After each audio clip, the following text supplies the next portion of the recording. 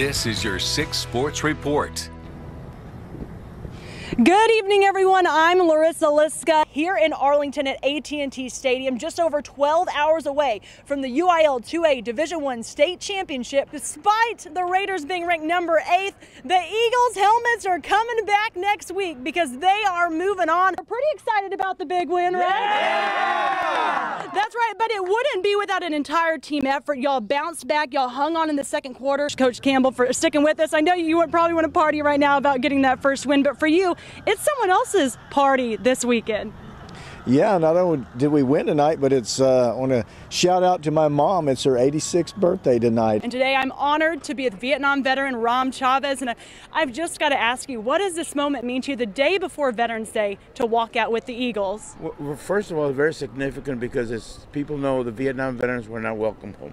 To be determined. I'd heard that's the slogan this year. Was that from the beginning of the season, and what does that mean to this team? It wasn't from the beginning of the season. Bobcats train and dream of the day when they're able to burst out of the tunnel and flex for high school football game day. Veterans Memorial returns a lot of players on the defensive side of the ball, including 4 starters on the defensive line. And the best part about Midnight Madness is it's the first day of full contact. Let's go, Luke! Carroll's confidence starts with Leroy Rodriguez. His elusiveness and vision make him one of the top players to watch. The Oil Belt Little League is going somewhere special next week. Where y'all going? Michigan. For the Junior League World Series. Like the Bobcats who came before them, Refugio's goal is to leave a legacy. But now it's time to push away Shiner, move on to Timpson for the state semifinal. But one of the keys to watch is the defensive backs at Rockport Fulton and the wide receivers like Lonnie Atkinson at Miller. So have you just always been left-handed, or can you kind of go left and right? No, I'm strictly left-handed. I do everything with my left. Right, all that kind of stuff. I'm in an interview. This only happens one time in their lifetime, you know. And then they'll. I mean, right now they're being kids playing football game, or they loving it. But when they get older, become dads and husbands, and they can look kids. back. It's been 40 years since the Taft Greyhounds made it to the 3rd round of high school football playoffs. Starting freshman year, we just we didn't know what we were going to do. We got a new coaching staff and everything. It was new to us, and throughout the years we've just been really grinding. Oh man, I mean, it's awesome just to make it this far. We got our seniors. The seniors play a big part. I mean, it's just all a team effort. From winning 1 game in 1981 to going 9-2 in 1982, more and more fans packed the stands here at Greyhound Stadium. Woo! I am going to credit the coach, Mr. Henneke, Willie Henneke, and my linebacker coach was Emmy Alanis. It brings back a lot of memories, you know, with my friends, and just the good times that we had playing this game. And I kind of envy these guys right now. I mean, they're experiencing something nice and something great. It's been a while, so it's just to know that they're still there for us. It's a big blessing for us. You know, I'm thankful for them to always having our back no matter what. All the support that they give us, because it gives us motivation to go into this game, to play our best, and to try to get past the 3rd round and go to the 4th. The 2022 Greyhounds are fast and play as a team. That same camaraderie led Taft to a historic season 40 years ago. 82 team that won area against Port Isabel. At that time, they were ranked number 2 in the state, and we beat them. So I just wanted to let you guys know that we're rooting for you guys, behind you. You'll never get this back. So give it all your best, play hard, play fast, and play smart. And you guys will do it. Hockey players travel from all over the world to skate for the Ice Rays under head coach Sylvain Cloutier. This year we got a new coach, and he's helping me out a lot, and I really like him. During the holidays, it can be tough playing away from family. Well, it's really hard. I miss my family a lot and my friends in Russia.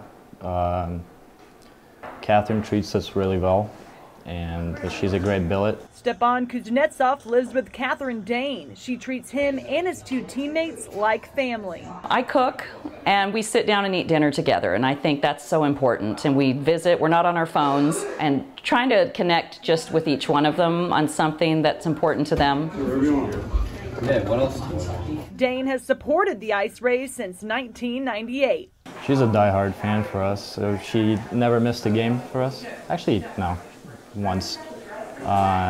every time we come home after the game, she has a smile on her face, so no matter what, we lose or win. This is Dane's first Thanksgiving without her husband, Daniel. He passed away after fighting lower esophageal cancer for 19 months. Since my husband and I worked together and we did everything together, there was a big missing piece there.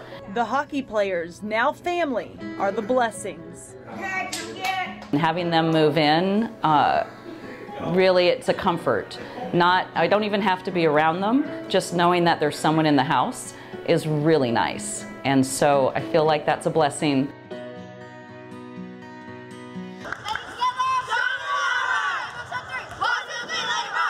Seventh grade volleyball is a time for learning from mistakes, and head coach Nell DeShandy teaches her Baker Lady Broncs to be dedicated to fundamentals. I've learned how to play, and they don't teach us like most middle schools do, where they just do it like 6 on a regular court. Coach Shandy actually taught us how to do all of the stuff like how they would do in high school. You got to be on your toes, all right, because we need to practice those little middle hits. Garza is tough on herself at times, but Coach Shandy and her teammates love the passion.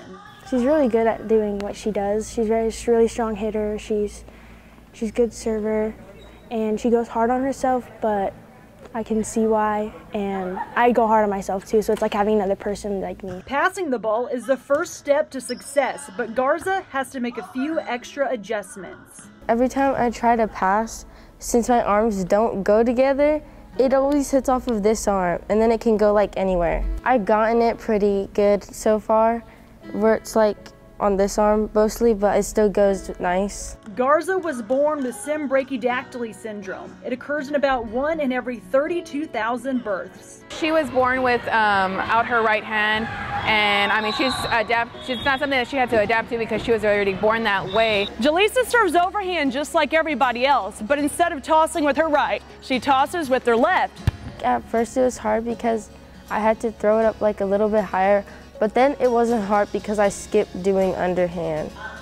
I was really, really excited for her and really proud of her because I know she works hard, and sometimes she has to work doubly hard. Garza loves serving the Lady Broncs, and her hard work unknowingly inspires others. She knows she can do everything. It doesn't matter whether she has one hand or no hands or what have you, it doesn't matter. Texas high school football players dream of winning for their school, and on the rare occasion, an athlete will break records along the way, surpassing some of the best to ever play. Seeing these big names on that list, you just want to go as high as you can, but when you pass those big names, it kind of puts you in perspective, man, that happened. Alice senior Cutter Stewart is now among legendary quarterbacks, like NFL's Colt McCoy and Kyler Murray. Between his time in Alice and Orange Grove, Stewart passed for 11,003 yards and 117 touchdowns while completing 830 of 1,420 pass attempts. Quick release, quick throw, so a lot of the short stuff, trying to be really accurate, it's kind of my game. But it's also his leadership and calmness under pressure that helped lead Alice to playoffs. He's a second coach on the field, There's times that he came off the field and I questioned some things that he did. He told me the reason behind it, and then I go watch film and I'm like, yeah, he's 100% right. The 6-foot quarterback managed to accomplish huge milestones, all while playing through pain for the second season in his career. I did it my sophomore year. During the middle of the season, I tore my ACL. I played the rest of the year on it. Had a good run in the playoffs, and this year, fortunately, very beginning in a scrimmage, I tore it early in the game. And with what we had on the line this year, I knew we had a really good team. I just couldn't eat myself up if I didn't play. Stewart's competitive drive, staying undefeated at Alice Memorial Stadium, are just some of the memories that he will carry on to the next level. I like to see myself one day as people look like, oh, well, you passed Cutter Stewart's record, and I hope one day, they're like, that's a goal I want to achieve.